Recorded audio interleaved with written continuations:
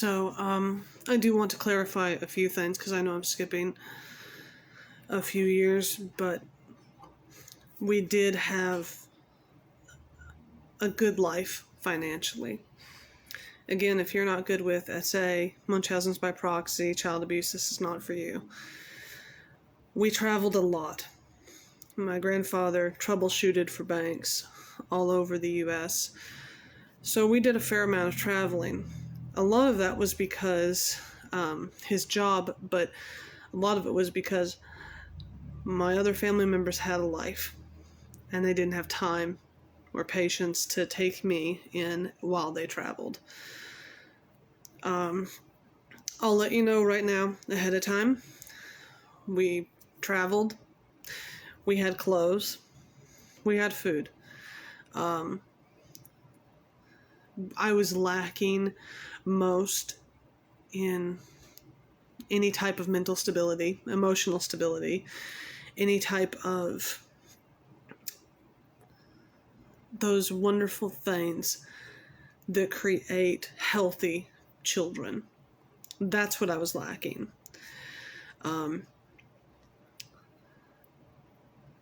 Just the inability to socialize, to really have any life outside of that small unit of white is right and God's going to come one day, and this doom mindset. There was nothing outside of it. They did have a homeschooling renaissance thing. It was like an event that took place over a week, and I did go through that. So like I learned how to make chainmail and loved it. We did history, that type of thing, but I didn't do things like that very often. One, because it was expensive. It really cost nothing, but I was told it was expensive. It was an inconvenience because my grandmother kept telling me, it's 2001, do you know the price of gas? Are you going to pay for the gas for you to go to these events? And I'm like, well, they're in town, but never mind. I never had real social connection. So people looking on the outside were going, oh, she travels, she has all this, opportunity, all of these clothes, things like that. They didn't realize what was going on inside the house. And a lot of that applied to my family as well. Like, one reason why I hope that so many of my family members don't find me on here, as they already have a couple of times, is because they go, you're a liar, you're making all this up. Mom and Dad weren't like that. They were different people when you all left the house.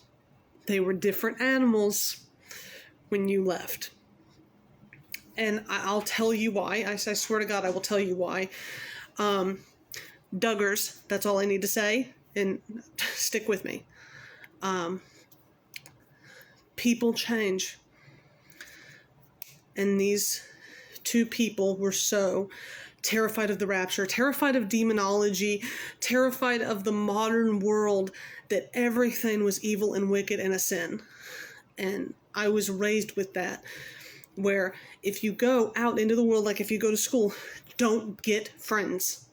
They're going to die, or you are going to have to kill them in the rapture.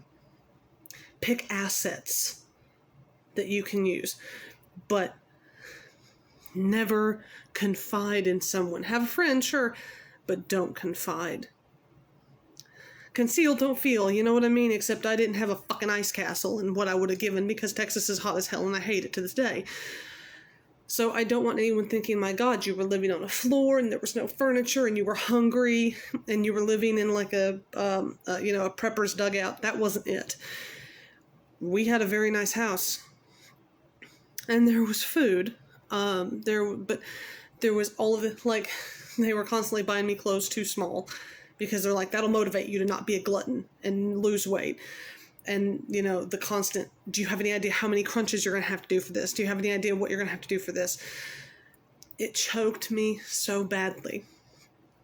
And I didn't realize that people from my church had been told so many horrible things about me, that I was dangerous, that I was suicidal, that I was violent against animals, all of this other crazy shit that never happened, that my parents had a 17-mile radius all the way around our house where members of the church were watching out for me.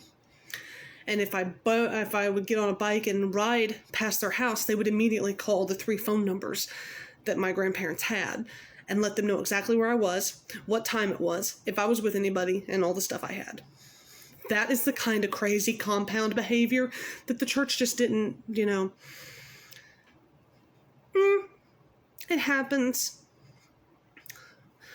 And I became really obsessed with bike riding. Again, I could get out, I could get away.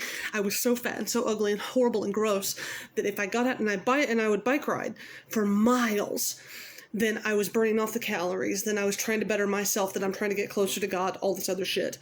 So I was getting to points where I was riding to other cities. I was riding to Longview. I was riding from Flint, Texas, way into the middle of Tyler. I was riding out to Lake Palestine. I think the farthest I went was like 19.6 miles. And I remember I got home and I was so sore and so tired, and I put my bike in the garage. And I remember my grandfather sitting on the porch, smoking a Hava Tampa, rocking back and forth. And he said, "How far did you go?" And I said, 19. I'm exhausted. "So you just give up on going 20? Why not just go 20? Seems like a waste."